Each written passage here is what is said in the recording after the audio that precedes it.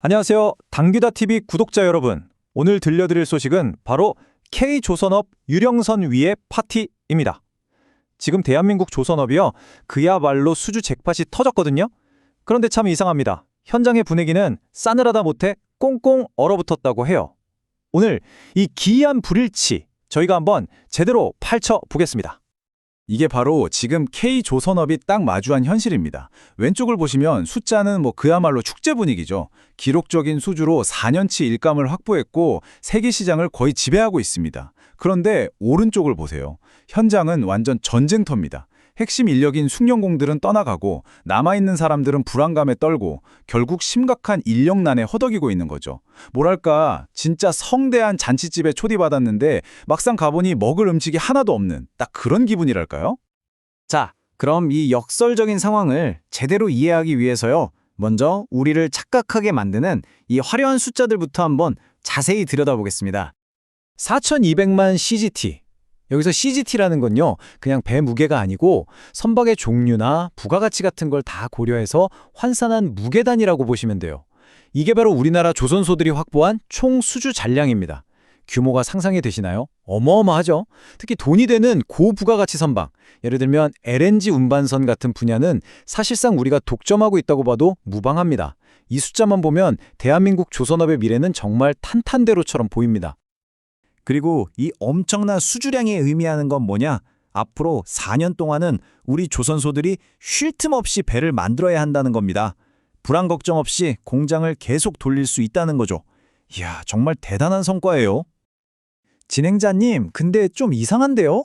상식적으로 생각해보면 일이 이렇게 넘쳐나는데 당연히 사람 더 뽑고 임금도 올려준다는 소식이 들려야 하는 거 아닌가요? 근데 왜 오히려 사람이 없어서 난리라는 말만 들리는 거죠? 네, 구독자님, 바로 그 지점이 이 문제의 가장 핵심입니다. 우리가 아는 경제 상식과는 정반대의 현상이 벌어지고 있는 거죠. 지금부터 그 충격적인 현실, 도대체 왜 사람들이 조선소를 떠나는지 그 이유를 한번 파헤쳐 보겠습니다. 정부 공식 추산으로 나온 숫자인데요. 당장 올해 말까지 조선업 현장에 추가로 필요한 인력이 무려 14,000명입니다. 배를 만들어야 하는 주문선은 산더미처럼 쌓여 있는데 정작 그 배를 만들 사람이 없는 겁니다. 위기의 규모가 어느 정도인지 짐작이 가시죠? K조선의 핵심 경쟁력, 그거 어디서 나올까요? 바로 이런 베테랑 기술자들의 손끝에서 나옵니다. 그런데 이분들이 지금 한장을 떠나고 있습니다. 20년 경력의 베테랑 용접공이 하는 말이 자기 월급이 20년 전 선배들이 받던 거랑 별 차이가 없다는 거예요. 동기들 절반은 땀 흘린 만큼은 벌 수 있다는 평택 반도체 공장으로 떠났다고 합니다. 자부심 하나만으로는 더 이상 버티기 힘든 거죠. 아니, 진행자님, 그럼 기업들은 왜 돈을 더 주고라도 이 숙련공들을 잡지 않는 거예요? 정말 이해가 안 가네요. 네, 그에 대한 답이 바로 이 하청업체 사장님의 한탄 속에 담겨 있습니다. 원청 대기업이 수주 잭팟을 터뜨렸다는 뉴스가 나오면 하청업체 사장님들은 가슴이 철렁 내려앉는데요. 왜냐?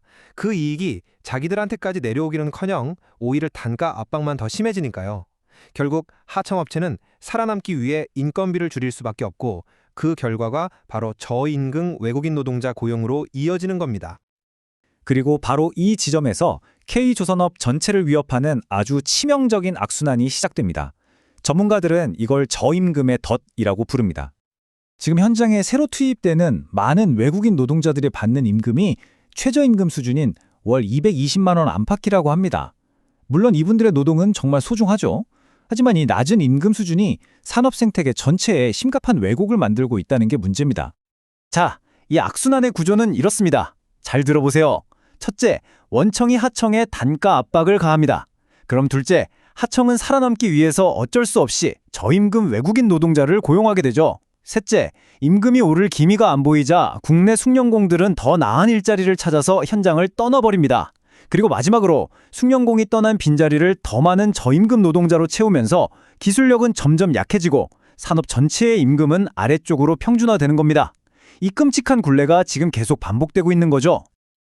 듣기만 해도 정말 답답한데요. 이런 악순환이 계속되면 그 결과는 어떻게 되는 건가요? 그 결과는 바로 이 두 단어로 요약됩니다. 기술 공동화 그리고 저임금의 덫. 수십 년간 쌓아온 우리만의 독보적인 기술력은 전수될 사람을 찾지 못하고 사라질 위기에 처하고 산업 전체가 저임금 구조에 갇혀서 더 이상 매력적인 일자리가 아니게 되는 겁니다.